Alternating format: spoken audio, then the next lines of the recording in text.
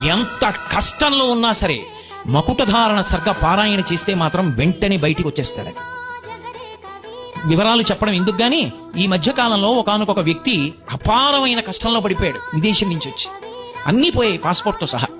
ఏం తెలియాలో తెలియనటువంటి స్థితిలో నా దగ్గరికి వచ్చి, గురుగారు ఏం చేయమంటారని అడిగాడు. మకుటధారణ సర్గ చదువుకోండి అన్నాను. మకుటధారణ సర్గ పారాయణం 3 రోజులు చేశాడు.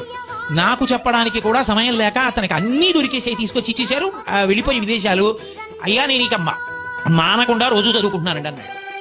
రామాయణంలో ఒక్కొక్క సర్గకంతంత శక్తి ఉంది.